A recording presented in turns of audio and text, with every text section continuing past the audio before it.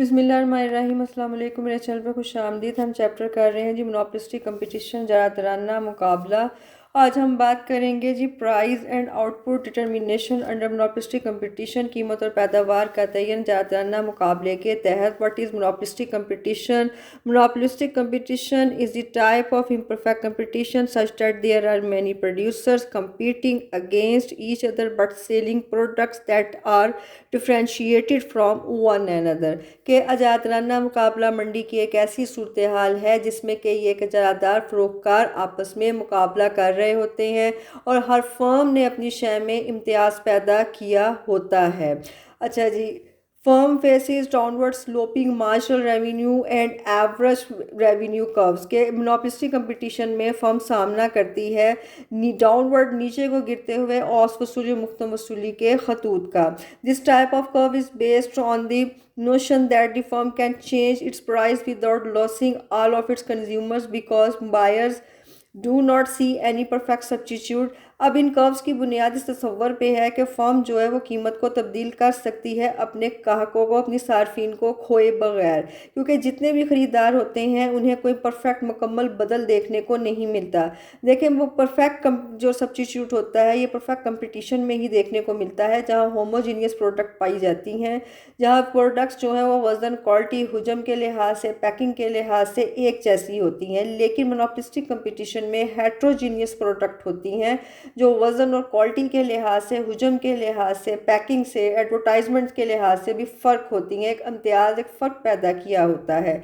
जो ख़रीदार हैं उन्हें परफेक्ट सब्स्टिट्यूट तो देखने को नहीं मिलता, लेकिन क्लोज सब्स्टिट्यूट ज़रूर देखने को मिलता है।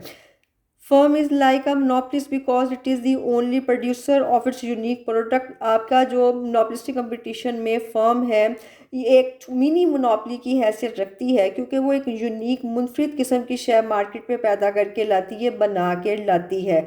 हर फर्म की शय दूसरी फर्म से फ़र्क होती है। फॉर एग्ज़ाम्पल, अब जितने भी साबुन देख लें मार्केट में, वो पैकिंग के लिहाज से फ़र्क है, एडवर्टाइजमेंट उनकी फ़र्क है, उनकी खुशबू फ़र्क है, उनका वज़न जो है वो फ़र्क है, जितने शैम्पू हैं, जितने आपके कुकिंग ऑयल है, जितने आपके एसी हैं, सो ऑन, जितनी भी चीज़ें हैं वो सब चीज़ें एक दूसरे से फ़र्क हैं।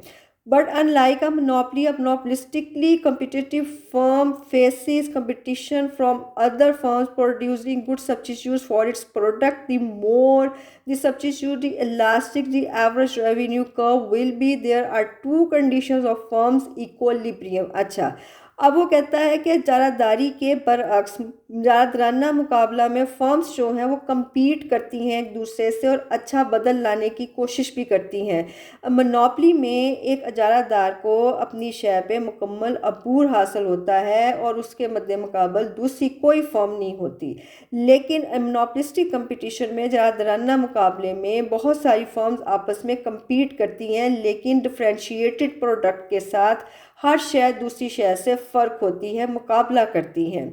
अब उस सूरत में एक हमें लचकदार एवरेज रेवेन्यू का ख़त जो है वो उसका सामना फर्म्स करती हैं। मोनोपोली में एवरेज रेवेन्यू का ख़त लेस इलास्टिक होता है, क्योंकि फर्म को मुकम्मल तौर पे अपनी शय पे अबूर है, यहाँ पे ये मोर इलास्टिक होगा। फर्म के तवाज़न की जो शराइत हैं, मिसिस जॉन रॉबिन्सन ने वही शराइत ली हैं जो परफेक्ट कंपटीशन की हैं, जो मोनोपोली की हैं।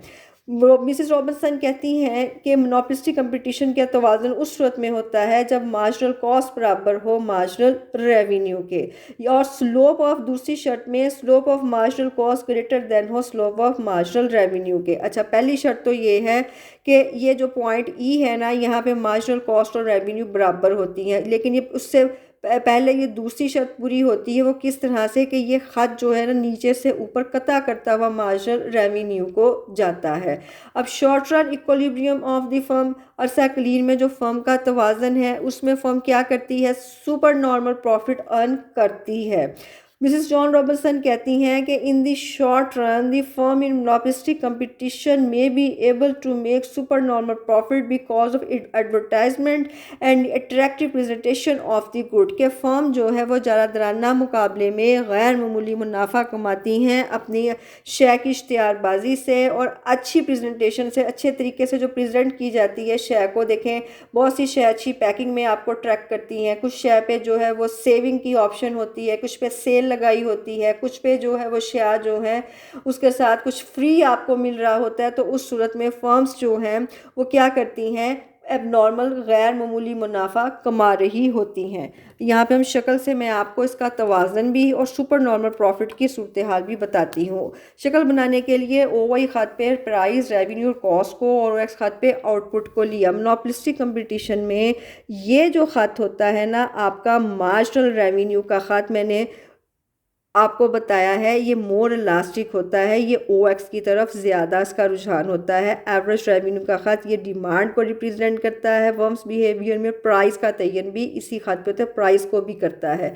डाउनवर्ड स्लोपिंग दूसरा निचला खत जो होता है ये आपका होता है मार्जिनल रेवेन्यू का खत। ठीक है, देखिए ये है मोनोपोलिस्टिक कंपटीशन में इन मोनोपली, ये देखें ये आपने खत बनाया था, ये खत जो है वो ज़्यादा OY की तरफ होता है एवरेज रेवेन्यू का, इसमें और इसमें आप फ़र्क देखें कितना ज़्यादा है। ठीक है, ये ज़्यादा OX की तरफ है, मोनोपली में एवरेज रेवेन्यू का खत ज़्यादा OY की तरफ है। इस फ़र्क को आपने याद रखना है। ये मोर इलास्टिक है क्योंकि इसमें फर्म्स जो हैं वो कम्पीट कर रही हैं, मोनोपली में कोई फर्म किसका दूसरी फर्म का मुकाबला नहीं करती।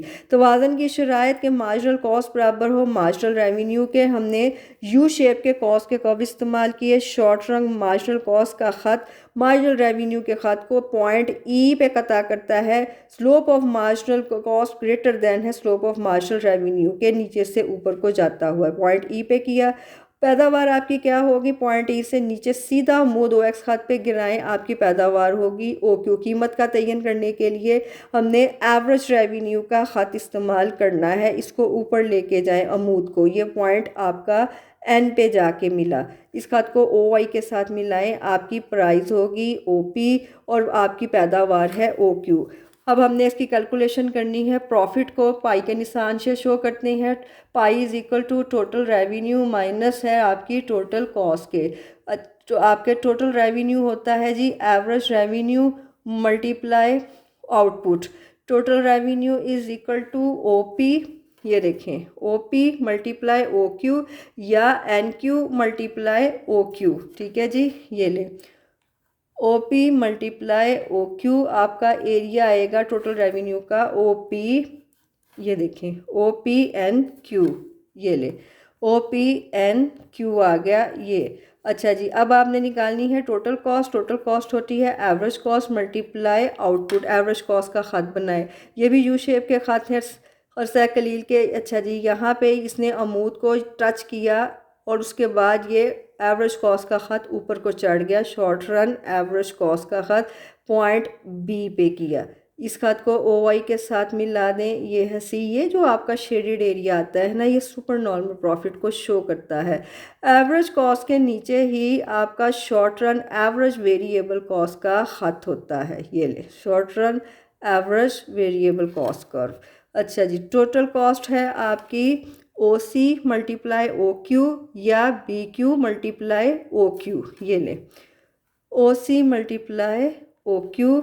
Total cost is equal to OC BQ, ये लें OC BQ, ये आपकी OC BQ आपकी आ गई टोटल कॉस्ट।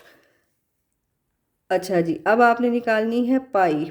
पाई है आपकी total revenue minus total cost. Total revenue आपका कितना है OPNQ, लिखें OPNQ माइनस टोटल कॉस्ट है आपकी OC BQ। O से कटेगा, Q से कट जाएगा। ठीक है जी, आपका प्रॉफिट कितना आया ये देखें PNCB, BC लिख लें या CB लिख लें, ये शेडेड एरिया आपका निकल आया PNCB शेडेड एरिया। ये शो आपका आया है जो super normal profit monopolistic competition में फर्म जो है वो हासिल कर रही है।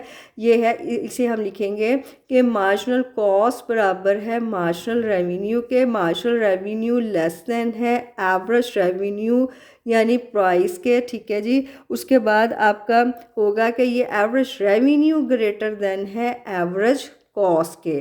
देखें, मोनोपोलिस्टिक कंपटीशन में फर्म सुपर नॉर्मल प्रॉफिट उसी वक्त अर्न करती है जब आपका टोटल रेवेन्यू ग्रेटर देन होता है टोटल कॉस्ट के, ठीक है, कि शय को पैदा करने पे जितनी लागत आई है फ़रोख्त करके उससे ज़्यादा उसे वसूली हासिल हो रही है। इसका मतलब ये है कि एवरेज रेवेन्यू या price greater than average cost के फ़ी इकाई शय की लागत जो है ना वो कम है फ़ी इकाई शय की वसूली से, कि फर्म जो है वो ज़्यादा अर्न कर रही है, खराजात जितने उससे ज़्यादा वो फ़रोख्त करके मुनाफा कमा रही है। ये था आज का लेक्चर। अगर आप मुस्फिद हुए हैं तो लाइक कीजिएगा, शेयर कीजिएगा, सब्सक्राइब कीजिएगा, कमेंट में राय का इजहार भी कीजिएगा। नेक्स्ट लेक्चर में हम करेंगे कि मोनोपोलिस्टिक कंपटीशन में फर्म सब नॉर्मल प्रॉफिट और नॉर्मल प्रॉफिट अर्न कैसे करती है। अल्लाह निगहबान।